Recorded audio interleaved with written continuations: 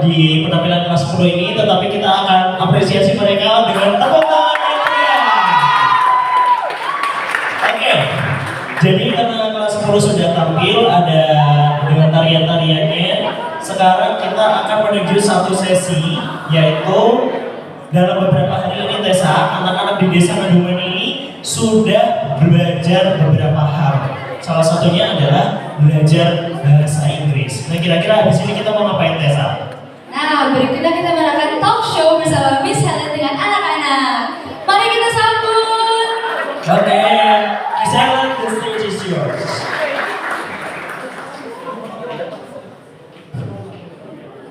Good evening, everyone. Good evening. Well, this is a really special night because tonight we're going to know a little bit more about our children, and we're going to see how well they're doing in English. Are you excited to see it? Are you excited to see it? Okay, so let's see how they speak in English. Hello, my name is Helen. What is your name?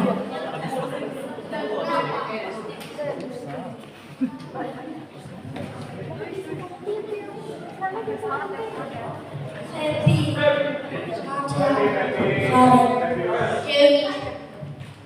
Jamie, Wow, they are really, really beautiful names.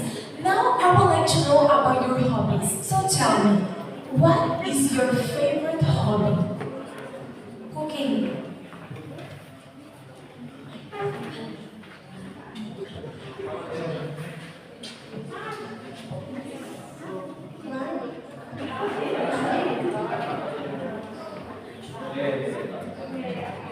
singing,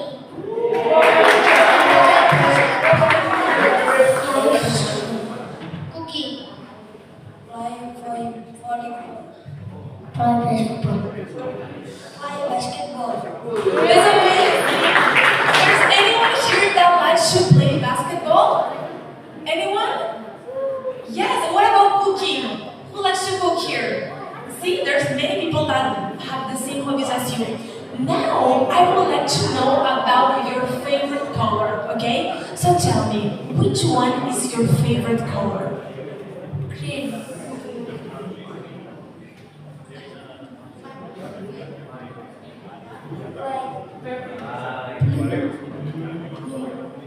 green, green, red. That's amazing! I love your colors. So now, what's gonna happen tonight?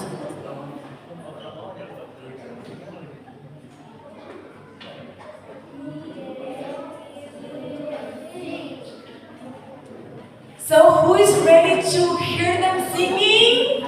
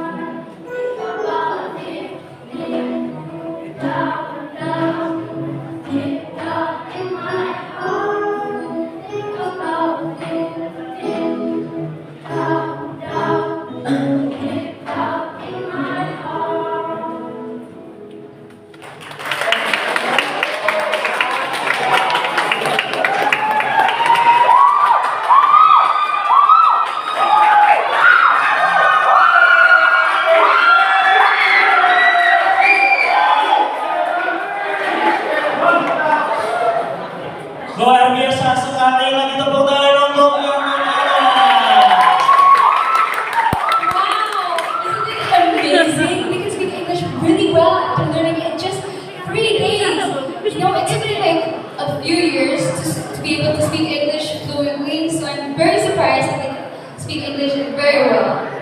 Betul, jadi mereka hanya belajar beberapa hari, tetapi juga sudah bisa bernyanyi, sudah bisa mengucapkan beberapa kata bahasa Inggris dasar. Nah, sungguh luar biasa. Jadi acara Live In ini memang bukan hanya menjadi berkat bagi kami SMA Makarios, tetapi juga menjadi berkat bagi warga desa Kadungan juga. Nah selanjutnya kita akan melihat sesuatu yang spesial nih, Tessa. Kira-kira apa, Tessa?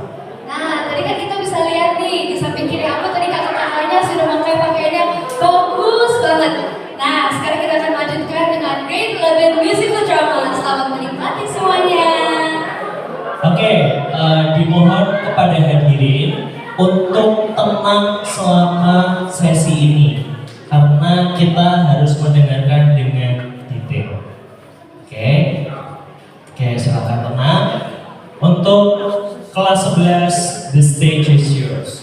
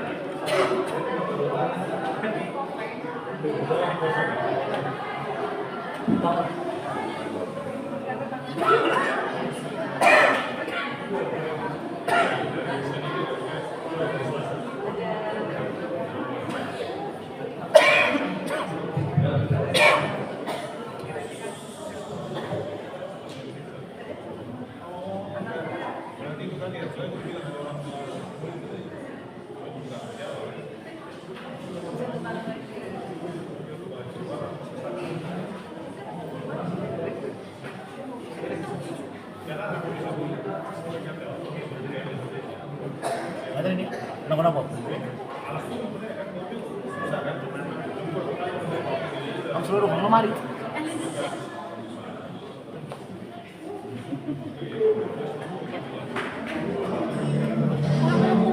Unik.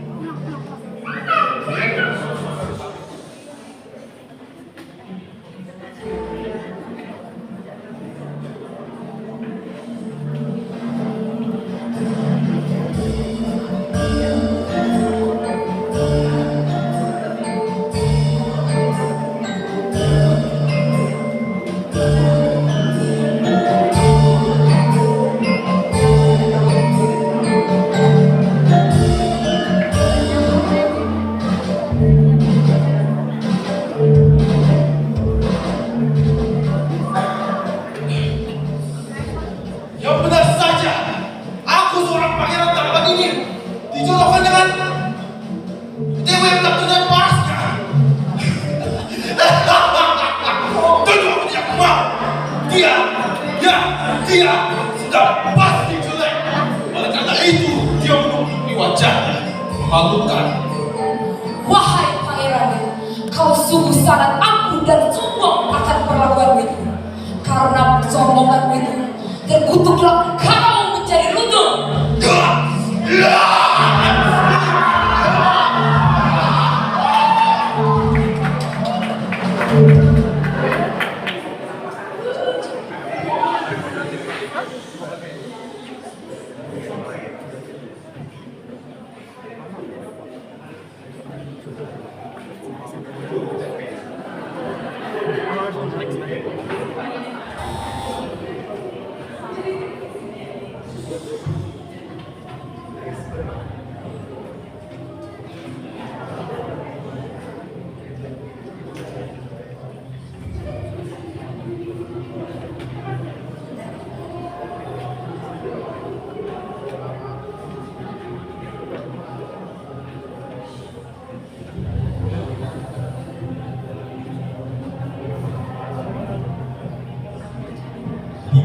Tahun kemudian, di tanah Pasundan, hiduplah seorang raja yang arif dan bijaksana bernama Prabu Tapa Agung yang bertahta di kerajaan Pasir Batam. Sang Prabu mempunyai 6 orang putri cantik jelita.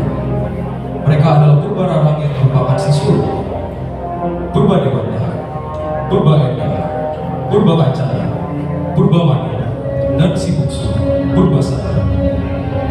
Dari keenam putri sang Prabu, 4 diantaranya telah menikah dan menjadi permaisuri di kerajaan lain. Kini, tinggal Purbararang dan Purbasari yang belum menikah.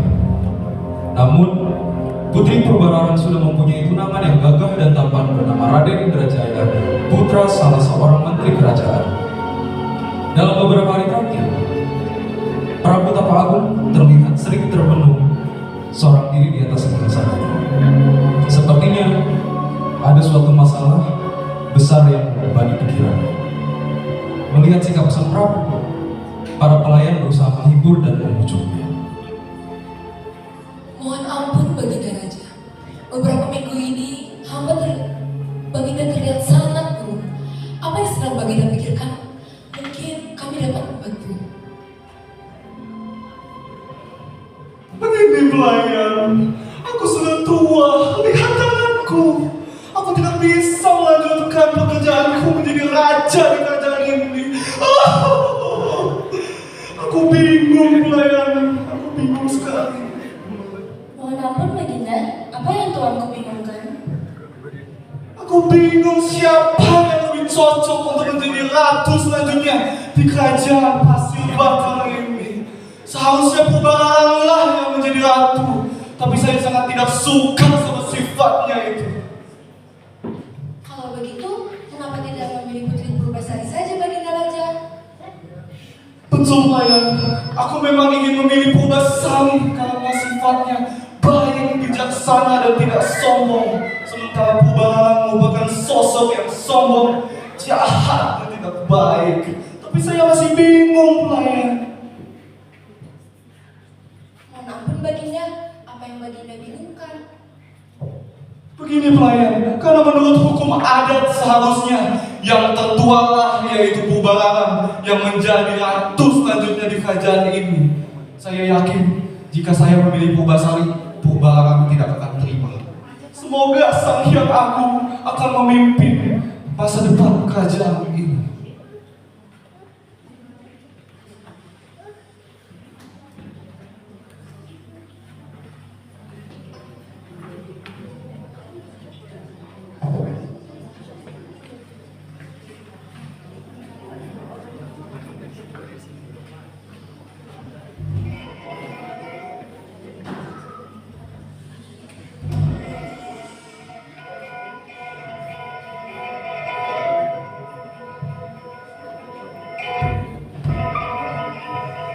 Selamat malam para rakyatku yang aku kasihi.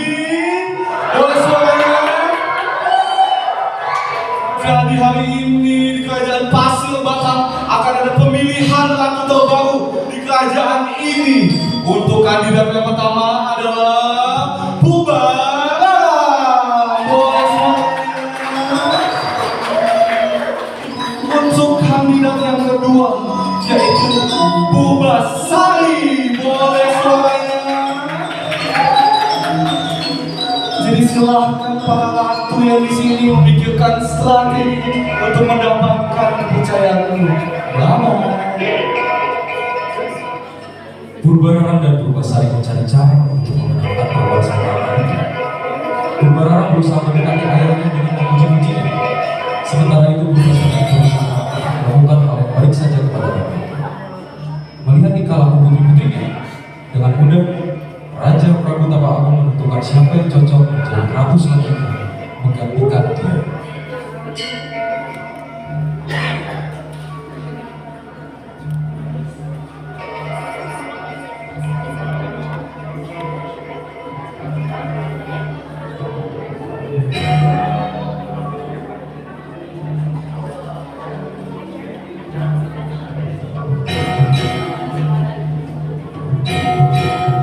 Aku sudah memutuskan siapa ratu selanjutnya untuk kerajaan ini, yaitu Purbasari.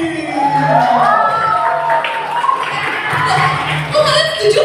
Ayah, gimana ini? Aku yang paling tua. Kenapa malah jadi Purbasari yang jadi ratu?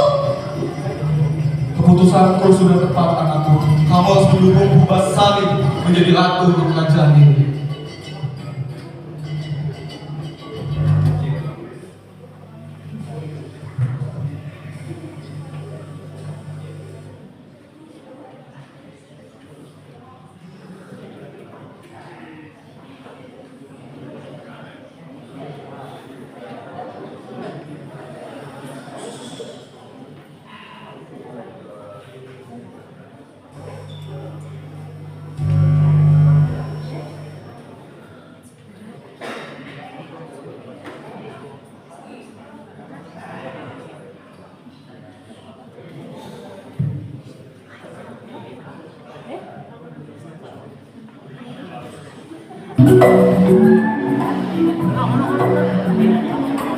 Kalian pikir aku bakal marah? I'm chill santai aja. Asal kalian tahu aja. Wait. Ini musiknya gimana sih? Gak bener banget sih. Iya. Ulang dong.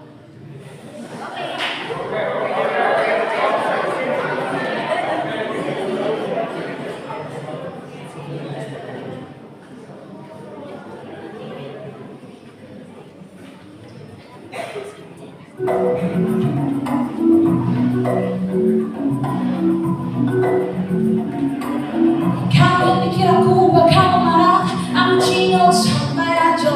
Asal kalian tahu aja. Gak pernah kalah. Aku terima koneksi. Segala disuruh langsung beraksi. Pakai dukun, pakai racun.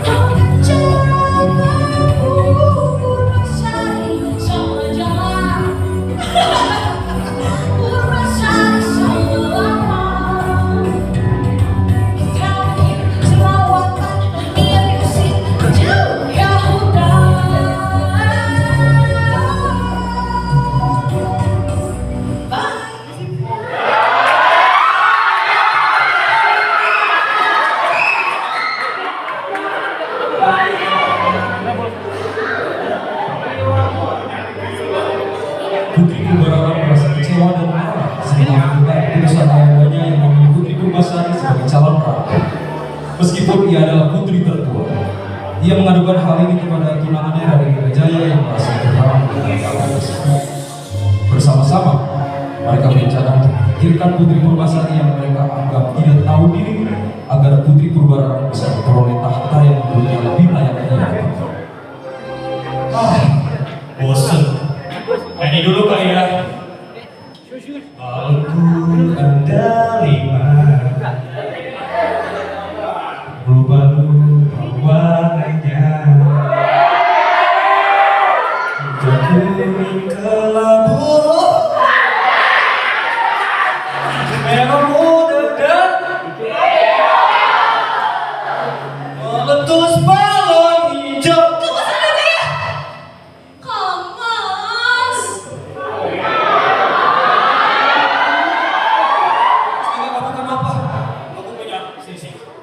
Aku punya 3 pertanyaan buat kamu.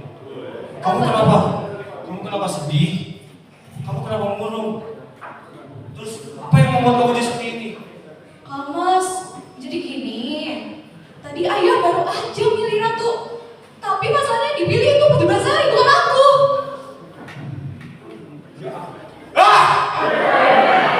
Emang bukan kamu sih jadi ratu. Purbasari itu tau gak? Jelek, cuy. Ya kan? Ayanda, kita harus apa? Ya sudah. Aku punya ide. Kita harus usir adik kamu itu dari kerjaan ini. Ikuti aku.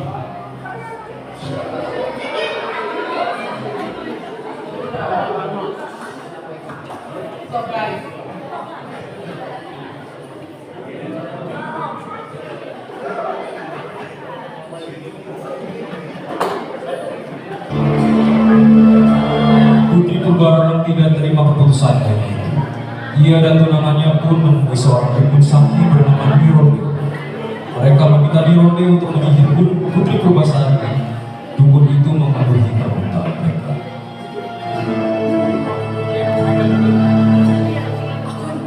Aku tahu kamu adalah dukun yang paling sakti di sini.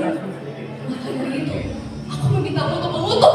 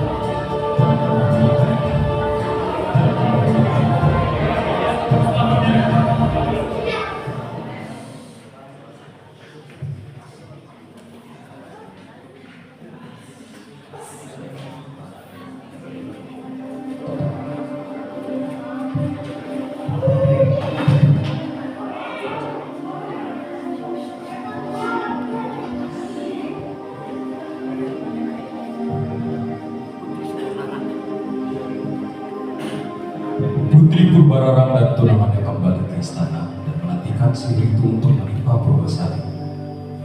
Beberapa hari kemudian, kulit Purbasari terlihat aneh.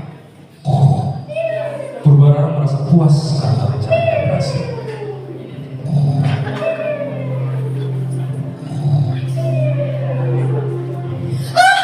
Apa yang terjadi pada kulitku? Mengapa ada banyak bintik-bintik aneh di kulitku? Apa yang terjadi padaku? Ayah!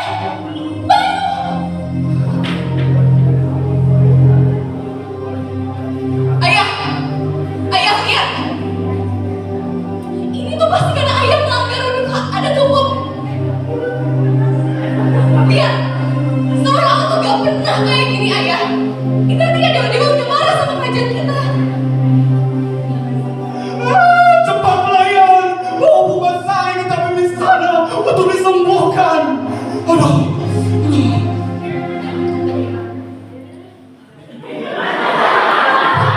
Pelayan meminta raja dan membawa Purbasari kepada tabib istana dan harap agar penyakit kulit Purbasari ini bisa disembuhkan. Akan tetapi, para tabib istana sama sekali tidak bisa menyembuhkan penyakit.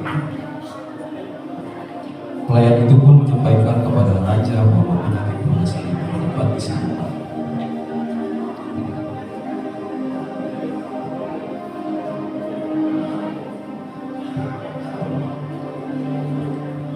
Mendengar kabar bahwa penyakit kulit Purbasari tidak dapat disembuhkan, Raja Prabu Tapa Agung dengan berat hati hatinya untuk membawa Purbasari ke hutan agar tidak ada rakyat istana yang tertular penyakit.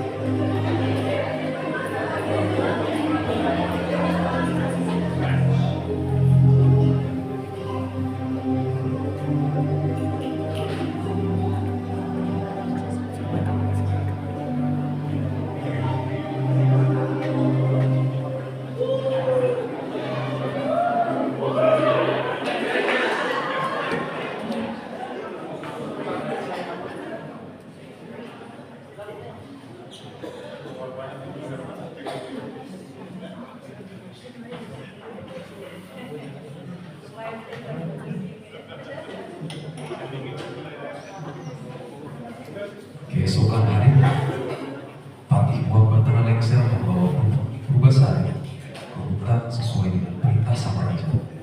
Patih yang baik itu memberi nasihat kepada Purbasari. Sabarlah Tuan Putri, cobaan ini pasti akan berakhir. Semoga Tuhan senantiasa melindungi kamu. Paman akan sering datang kemari untuk mengecek keadaan. Baiklah Paman, terima kasih banyak. Nasihat Paman membuat hatiku jauh lebih tenang. Sejak itu, Putri Purbasari tinggal seorang diri di tengah hutan. Untuk menghibur dirinya, setiap pagi ia berjalan-jalan di sekitar hutan itu untuk melihat-lihat pemandangan dan bersedang gurau bersama hewan-hewan yang ada di sekitarnya. Hewan-hewan tersebut sangat baik kepadanya. Mereka sering membantu Purbasari untuk mencari buah-buah di hutan.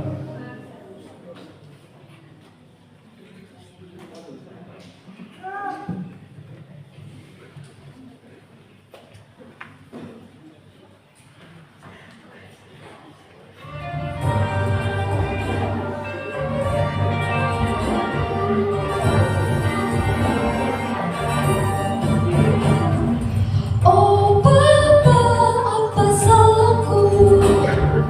Mengapa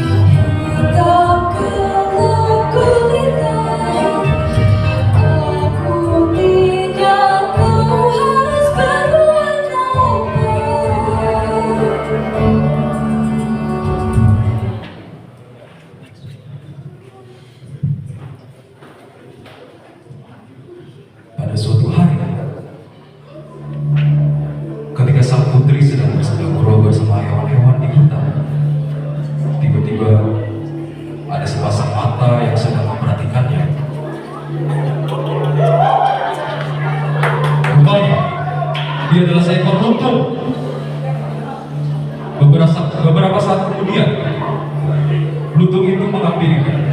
Alangkah terkejutnya sang putri ketika melihat lutung itu yang berwajah seram itu tiba-tiba berdiri di depannya.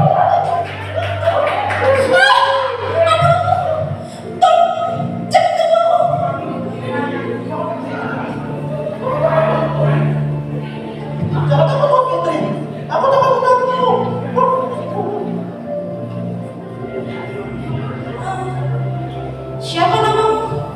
Dan dari mana asalmu? Mengapa kau bisa berbicara seperti manusia? Namaku Purwamitra, putra sulung aku dari kaya. Aku melakukan sebuah kesalahan yang sangat besar, sehingga aku dikutuk dari hidup seperti ini. Sampai seluruh dari Mendengar jawaban itu, hati sang putri pun menjadi tenang. Hai Lutung, namaku Putri Purbasari. Aku adalah seorang putri dari sebuah kerajaan di istana yang terkenal itu. Tapi kakakku mengutukku menjadi buruk rupa karena ayah memilih aku untuk menjadi ratu, dan bukan dia. Dia merasa iri, jadi dia membuatku terlihat menjijikan seperti ini. Sejak itu, Purbasari memanggil si lutung dengan panggilan lutung kasar, yang artinya lutung yang kesasar. Kemanapun sang putri pergi, lutung kasar selalu menyertainya.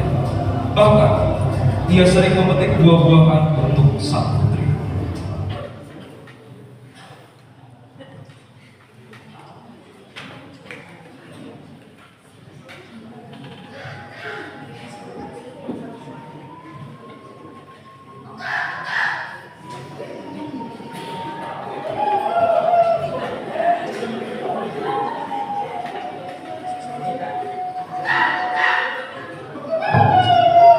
Pada saat malam bulan purnama, secara diam-diam, lutung kasar pergi ke suatu tempat yang sangat sepi untuk bersemedi.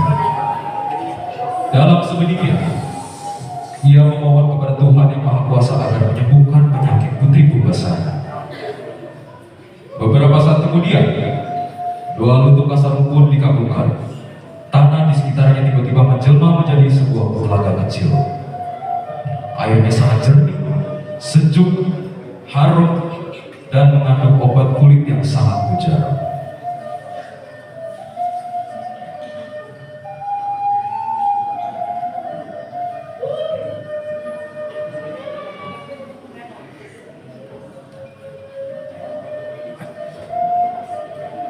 Begitu matahari pagi memancarkan sinarnya di ufuk timur, ia segera menemui Putri Purbasari dan memintanya untuk mandi di telaga itu. Hai Tom, untuk apa kamu membawaku kemari? Cobalah dirimu ke dalam telaga ini, maka penyakitmu akan sembuh karena hanya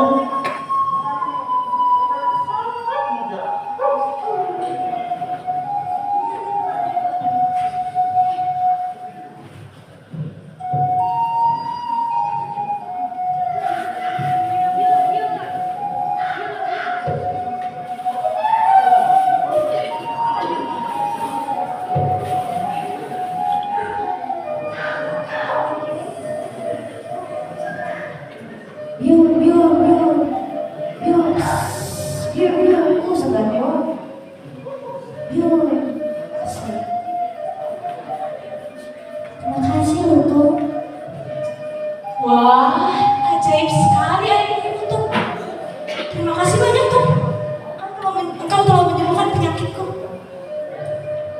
Sejak itu, Putri Purbasari semakin senang dan sayang kepada si lutung kasar. Ia pun semakin betah tinggal bersamanya di hutan itu dan hewan-hewan lainnya.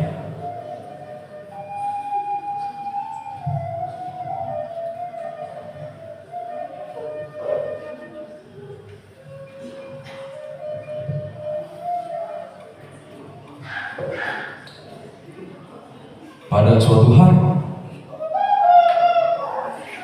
Patih Buak Batara Lengser datang ke hutan itu untuk melihat keadaan Putri Purbasari. Betapa terkejutnya ia ketika melihat penyakit kulit sang putri telah sembuh. Ia pun kemudian mengajak sang putri untuk kembali ke istana. Putri Purbasari. Paman Pati? Pati kok barangnya kecil. Sesuai dengan pesanan sang prabu, kau diminta untuk balik ke istana.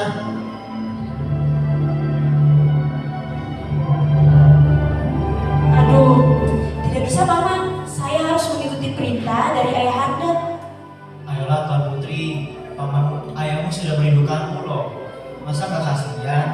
Lagian juga penyakitmu juga sudah sembuh. Bagaimana ini tuh? Pergi saja Purbasari. Ayo menuntut tamu. Kerajaan memerlukan seorang ratu. Baiklah paman, aku bersedia untuk balik ke istana. Tapi dengan satu syarat. Lutung Pasari juga harus ikut, karena dia yang telah menyembuhkan penyakitku. Baiklah Tuan Putri, paman kira sang prabu hanya sesenang jika Tuan Putri mengajak Lutung yang baik hati itu ke istana.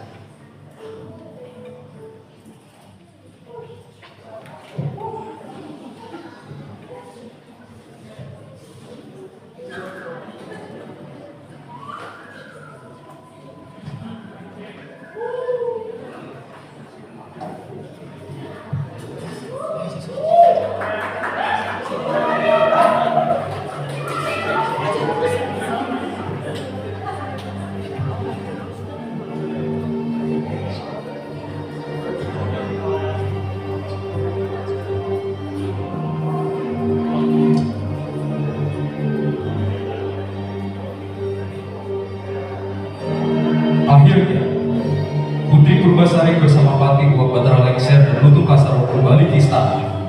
Setibanya di istana, mereka disambut gembira oleh seluruh keluarga istana, kecuali Putri Purbararan dan Raden Indrajaya karena merasa posisi mereka terancam. Menyadari keadaan itu, ia pun memujuk ayahndanya agar mengadakan sayembara. Ayah, menurutku gak adil kalau Purbasari datang terus tiba-tiba dia jadi ratu. Aku ingin mengadakan sayembara. Sayembara apa yang kamu usulkan, Purbararan? Aku ingin mengadakan sayembara lomba masak dan lomba kecantikan, yaitu adu panjang rambut. Apa kamu setuju, Purbasari? Gimana Lutung? Jangan takut Tuan Putri. Aku akan menolongmu. Baiklah, terima kasih Lutung. Baik ayah, aku setuju untuk mengikuti sayembara ini.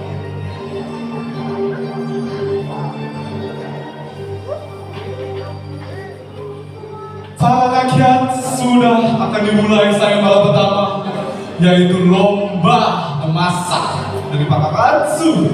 Mari kita lihat bagaimana para ratu menyiapkan masakan-masakannya. Sepertinya Purbararan telah mencapai progres yang lumayan bagus. Sementara Purbasari, aduh, yang masak saja cuma 2 loh. Hayya.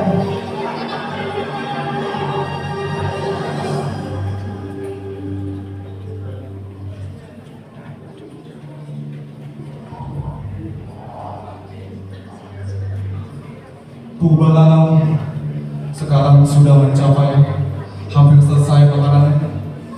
Oh, Purbasari, bagaimana Purbasari? Ketika semua bahan-bahan dan perlengkapan memasak telah disiapkan, Ulang dari awal. wasit pun memukul gong sebagai tanda perlombaan dimulai. Putri Purbararan pun segera meracik bumbu-bumbu yang telah disediakan dalam mejanya. Ia dibantu oleh puluhan pelayan istana, sedangkan Putri Purbasari hanya ditemani oleh Lutung Kasaro.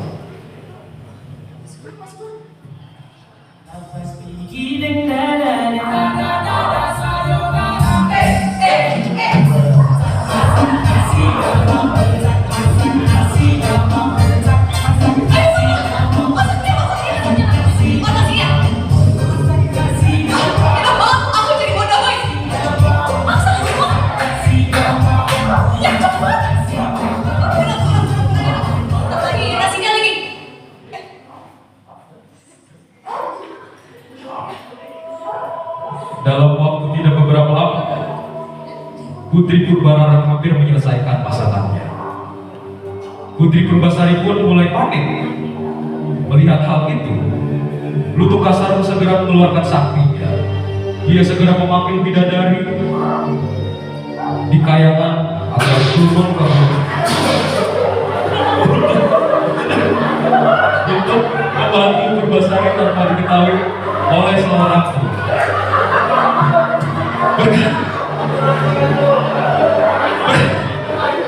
Berkat bantuan para bidadari tersebut, Putri Purbasari mampu menyelesaikan masalahnya.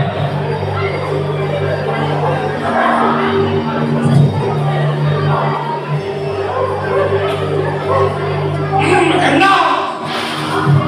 Bagaimana ini masakan yang ini?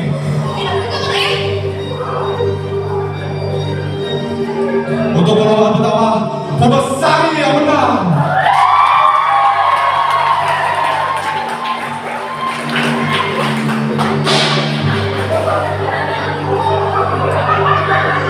Memasuki perlombaan kedua, yaitu lomba adu panjang rambut. Putri Purbarara merasa tidak mau kalah lagi oleh adiknya. Dengan penuh percaya diri, Kamu cantik ya? ia segera menguraikan rambutnya yang hitam lebat.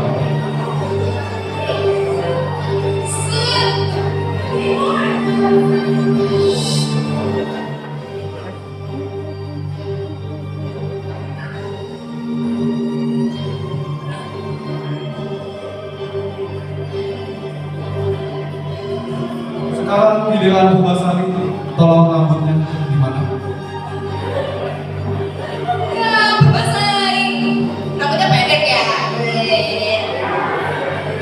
Apa sih saya tuh? Tuh, rambut aku tuh lebih pendek. Hanya sampai di pundak saja.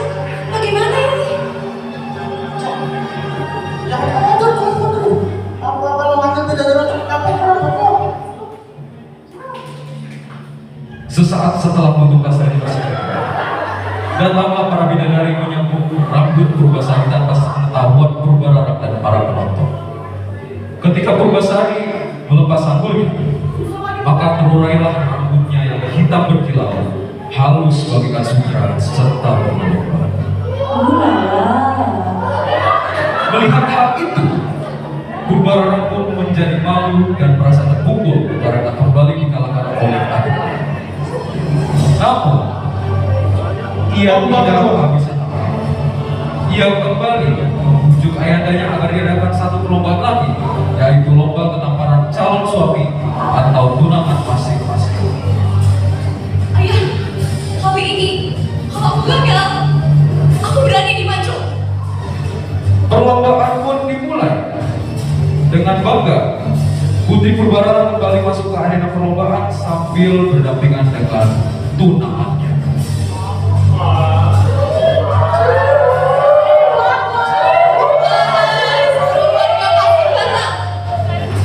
Perkenalkanlah, ini tunanganku, Indra Jaya. Yang paling tampan, yang paling gagah. Mana soalnya?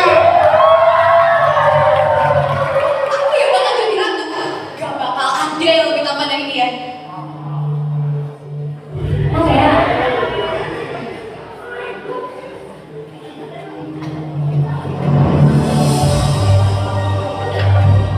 Sekarang giliran Purbasari. Di mana tunanganmu? Apakah itu? Baiklah, inilah calon suamiku.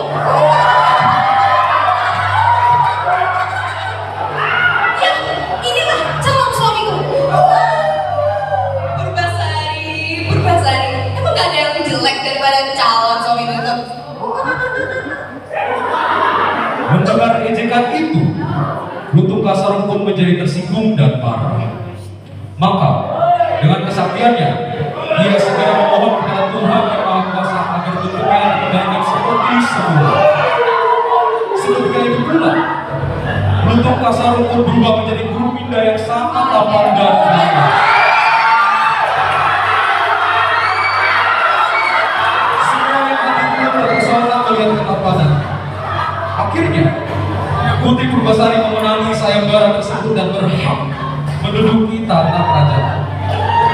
Sementara Putri Purbarara dan tunangannya harus menerima hukuman pancung atas kekalahan mereka. Oh. Oh.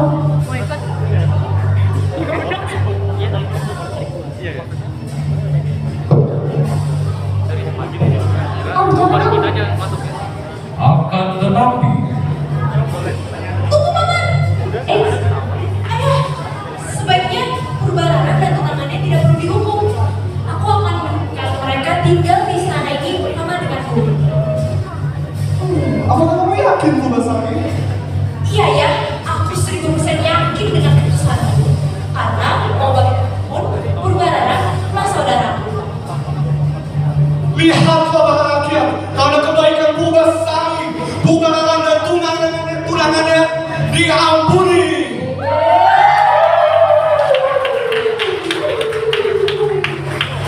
akhirnya Putri Purbasari pun dinobatkan sebagai Ratu Kerajaan Pasir. Ia adalah seorang ratu yang arif dan bijaksana, sehingga seluruh rakyatnya senantiasa hidup makmur, damai, dan sentosa.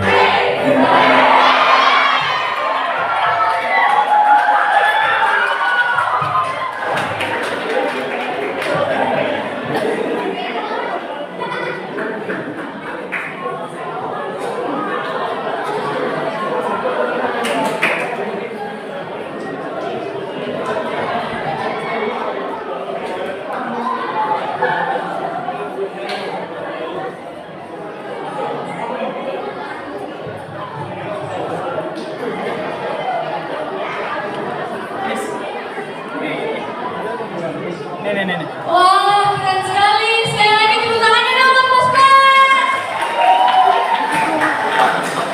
Oke. Tanpa berlama-lama lagi, kita saksikan penampilan berikutnya, yaitu dari anak-anak kreatif and art. Untuk anak-anak seni, silakan.